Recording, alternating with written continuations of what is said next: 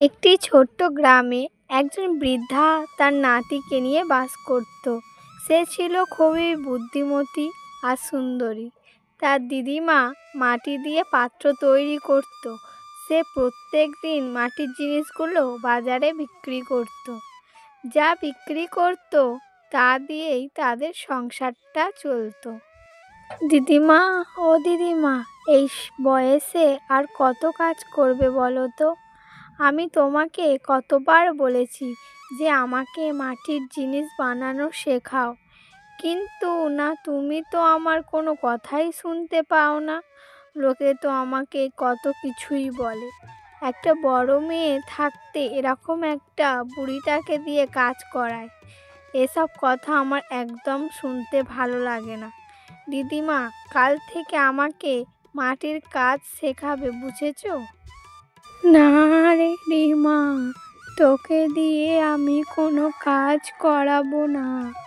এই লোকে যা বলতে চায় বলুক, তাতে আমার দেখার কিছুই না। সেই ছোটবেলায় তোর মা বাবা তোকে ছেড়ে চলে গেল।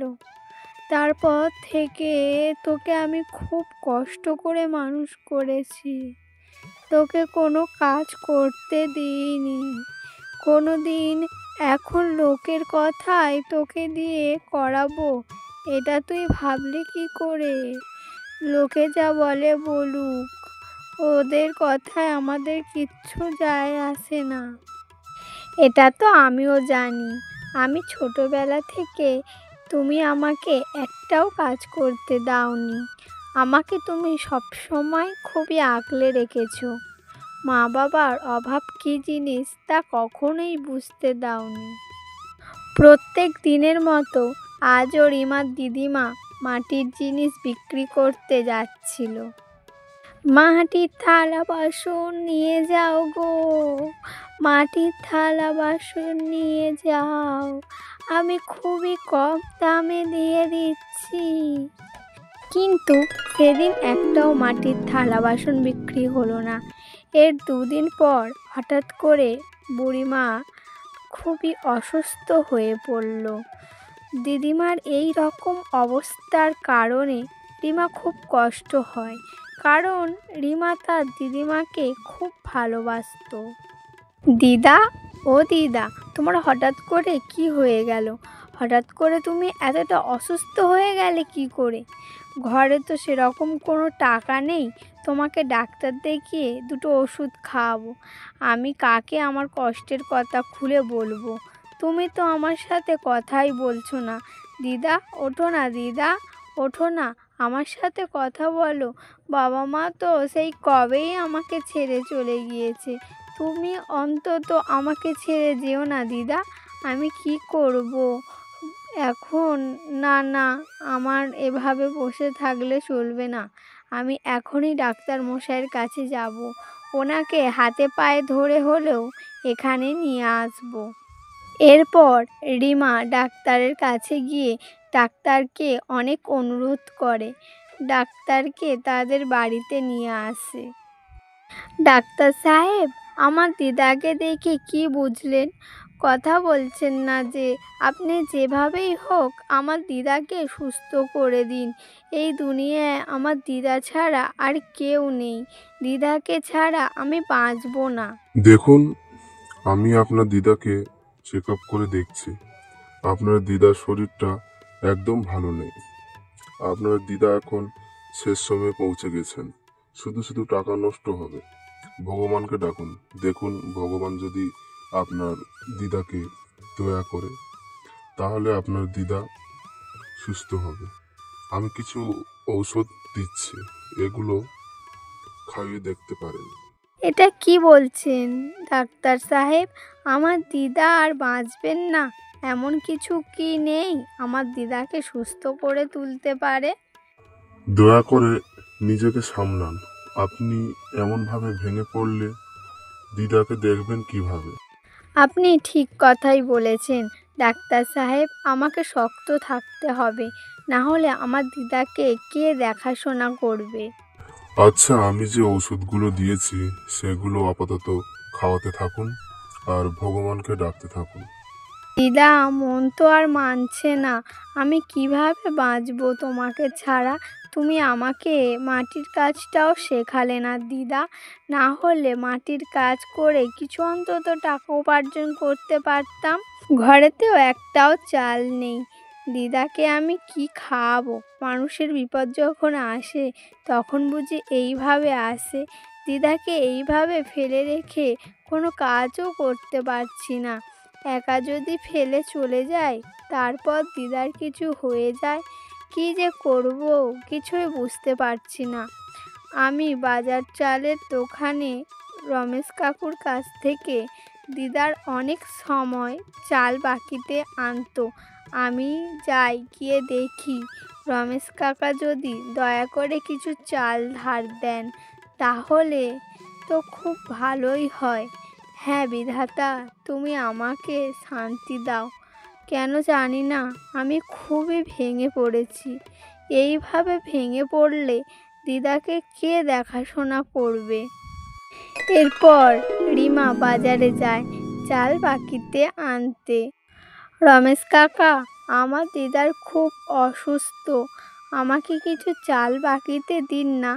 আমি কিছু দিনের মধ্যে আপনার ধার শোধ করে দেব। আমি কথা দিলাম আপনাকে। না না বাপু, তা হবে না। তোমার দিদার কাছ থেকে আমি কত টাকা পাই জানো তুমি? তোমার দিদা এর আগে আমার কাছ থেকে 7-8 বার চাল নিয়ে গেছে, কিন্তু দেব দেব করে এখনও একটা টাকাও দেয়নি। আমি তোমার ফাঁদে পা দেব না। আমার ব্যবসা এমনি অনেক লস হয়ে গেছে। তুমি বাপু অন্য কোথাও গিয়ে দেখতে পারো, আমার কাছে বাকিতে কিছু হবে না। আচ্ছা কাকা, আর অপমান করবেন না। আমি চাল আপনার কাছ থেকে বাকিতে নেব না। আর আপনার টাকাগুলো খুব তাড়াতাড়ি আমি শোধ করে দেব, চিন্তা করবেন না। যেদিন সব টাকা শোধ করতে পারবে সেদিন আসবে আমার কাছ থেকে বাকি নিতে। যাও তো এখন বাপু, আমাকে কাজের মধ্যে বিরক্ত করো না। বাকিতে নেওয়ার সময় 16 আনা আর টাকা দেওয়ার সময় 1 আনাও না। হ্যাঁ হ্যাঁ যাও, এইসব কত শুনেছি, যত সব আসে আমার পাল্লায়। পরের দিন সকালে রিমাদের বাড়িতে এক সাধু বাবা আসেন। তোর কি হয়েছে মা? তোকে এত দুঃখী দেখাচ্ছে কেন? আমাকে তুই বল, আমি যদি তোকে কোনো ভাবে সাহায্য করতে পারি। সাধু বাবা, এই দুনিয়াতে আমার দিদা ছাড়া আর কেউ নেই। আমার মা বাবা নেই, আমি একটা অনাথ মেয়ে। কিছুদিন ধরে আমার দিদা খুব অসুস্থ। আমি কি করব? আমি কিছু বুঝতে পারছি না। সাধু বাবা, ডাক্তার বলেছে আমার দিদা যে অসুস্থ হয়েছে তা কোনোদিনও সারবে না। এই অসুখের একটাই মাত্র মুক্তি, সেটা হলো মৃত্যু। ও, এই ব্যাপার? তাই তোর মনটা এত খারাপ? তোর দিদাকে বাঁচানোর জন্য একটা মাত্র রাস্তা আছে, কিন্তু সে রাস্তা অনেক কঠিন আর ভয়াবহ। তুই একটা মেয়ে, আর একটা মেয়ে মানুষ হয়ে এটা কখনো করতে পারবি না। কেমন রাস্তা সাধু বাবা? তাড়াতাড়ি আমাকে বলুন। আমার দিদার সুস্থতার জন্য আমি মৃত্যুকেও আলিঙ্গন করতে পারি। বলুন দয়া করে, যত কঠিন রাস্তা হোক না কেন, আমি খুব সহজেই তাকে পার করে ফেলব। শোন তাহলে, তোকে 7টা জঙ্গল পার করতে হবে। সে 7টা ভয়ঙ্কর জঙ্গল পেরিয়ে একটা নদীর পাশে একটা গোলাপ ফুলের গাছ রয়েছে। সেই গোলাপ ফুলের নাম মৃত্যুঞ্জয় গোলাপ ফুল। সেই গোলাপ ফুলটা যদি তুই ছিঁড়ে এনে তোর দিদার মাথায় পাশে ঠেকাতে পারিস, তাহলে তোর দিদা সুস্থ হয়ে যাবে। তবে সেখানে যাওয়ার রাস্তা বড়ই দুর্গম। সেই গোলাপ গাছ পাহারা দিচ্ছে এক ভয়ঙ্কর কুমির। সেই কুমির তোকে 3টি প্রশ্ন করবে। যদি তুই সঠিক উত্তর দিতে পারিস তাহলে তোকে ফুল দেবে, আর যদি না পারিস তাহলে তোকে কিন্তু কুমিরে পেটে যেতে হবে। এখন সিদ্ধান্ত তোর। হাতে তুই যাবি কি না যাবি? সাধু বাবা, আমাকে যেতেই হবে। আমার দিদার জীবন বাঁচানোর জন্য এটা আমাকে করতেই হবে। আপনি শুধু আমাকে একটা আশীর্বাদ করুন যেন আমি এটা করতে পারি। দিদার প্রতি তোর ভালোবাসা আর সাহস সত্যি প্রশংসনীয়। আশা করি তোর কিছু হবে না। বিধাতা তোর অবশ্যই মঙ্গল করবে। তুই পারলে এক্ষুনি বেরিয়ে পড়। আমি এখন আসি, কেমন? আমাকে পারতেই হবে। আমার দিদার যে কোনো মূল্যেই সুস্থ করে তুলব। আমি মৃত্যুকেও পরাজয় করব। জীবন গেলে যাক, আমার দিদাকে আমি সুস্থ দেখতে চাই। এখনই বেরিয়ে পড়ি। যত তাড়াতাড়ি যেতে পারি ততই আমার ভালো হবে। এই কথা বলে রিমা খালি হাতে বেরিয়ে পড়ে। সে এক এক করে অনেক জঙ্গল পেরোতে শুরু করে। রিমা একটুও ভয় পাচ্ছিল না। তার মনের জোর দিয়ে দ্রুত 3টে জঙ্গল পার করে ফেলে। যেতে যেতে অনেক রাত হয়ে যায় এবং রিমা অনেক ক্লান্ত হয়ে যায়। শরীরটা যেন আর চলছে না, পাগুলো ভেঙে আসছে। যাই ওই গাছটার পাশে বসে একটু জিরিয়ে নিই, তারপর আবার হাঁটা শুরু করব। কিছুক্ষণ এখানে বিশ্রাম করে তারপর আবার হাঁটা শুরু করব। যত তাড়াতাড়ি সম্ভব আমাকে ওই মৃত্যুঞ্জয় গোলাপ আনতেই হবে। কে গো তুমি মেয়ে? তুমি এখানে কি করছো? এই ভয়ঙ্কর জঙ্গলে এখানে তো মানুষ কোনোদিনও দেখতে পায় না। তুমি কি হারিয়ে গেছো নাকি কাউকে খুঁজছো? না গো ভূত দাদু, আমি কাউকে খুঁজছি না। আমি মৃত্যুঞ্জয় গোলাপ আনার উদ্দেশ্যে আমি এখান দিয়ে যাচ্ছি। অনেকক্ষণ ধরে হাঁটছি, তো তাই পায়ে অনেক ব্যথা করছে। তাই এইখানে বসে একটু বিশ্রাম করছি। তুমি কি ওই মৃত্যুঞ্জয় গোলাপ চেনো, শুনেছো? কি বলছো মেয়ে? ওই মৃত্যুঞ্জয় গোলাপ আনার মানে মৃত্যুকে আলিঙ্গন করা। ওইটা অনেক ভয়ঙ্কর জায়গা। ওখানে গেলে কেউ বাঁচতে পারে না। ওই ফুল পাহারা দিচ্ছে এক ভয়ঙ্কর কুমির। কুমিরের কাছ থেকে কেউই বাঁচতে পারে না। তুমি ওই ফুল কেনই বা আনতে যাচ্ছ বলো তো? আমার জীবনের এত ঝুঁকি নিয়ে ওই ফুলটি কেউই আনতে যায় না। আসলে কি হয়েছে জানো তো, আমার দিদার যা খুবই অসুস্থ। এক সাধু বাবা আমাকে বলেছে ওই মৃত্যুঞ্জয় গোলাপ ফুল যদি আমার দিদার মাথার পাশে ঠেকায় তাহলে আমার দিদা সুস্থ হয়ে যাবে।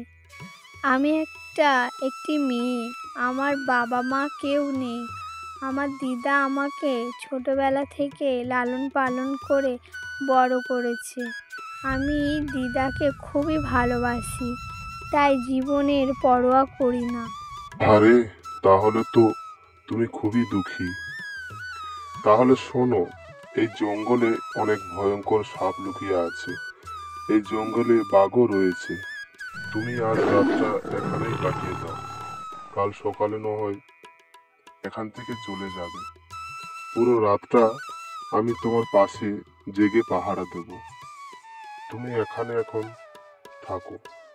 এই জঙ্গলের সামনে গেলে আরো অনেক গভীর। তোমাকে অনেক ধন্যবাদ আমার বন্ধু, আমাকে সাহায্য করার জন্য। এই তো দেখতে দেখতে সকাল হয়ে গেছে। এখন আমি আবার হাঁটা শুরু করি।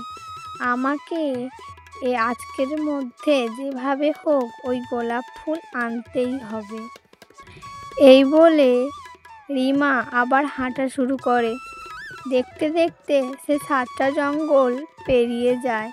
সেই গোলাপ ফুলের সামনে গিয়ে দাঁড়ায়। দাঁড়াও মেয়ে, তোমার এত বড় সাহস! তুমি আমার অনুমতি ছাড়াই এই গোলাপ ফুলের গাছ ছুঁতে চেয়েছো? এই গোলাপ ফুল নিতে গেলে তোমাকে তিনটে প্রশ্নের উত্তর দিতে হবে। যদি তুমি এই তিনটে প্রশ্নের উত্তর দিতে পারো তাহলে তোমাকে আমি এই গোলাপ ফুল দিয়ে দেবো। আর যদি না পারো তাহলে তুমি আমার পেটে যাবে। আজই আছে কুমির মশাই, আপনি আমাকে যে প্রশ্ন করবেন তার উত্তর দিতে আমি প্রস্তুত। আপনি বলুন।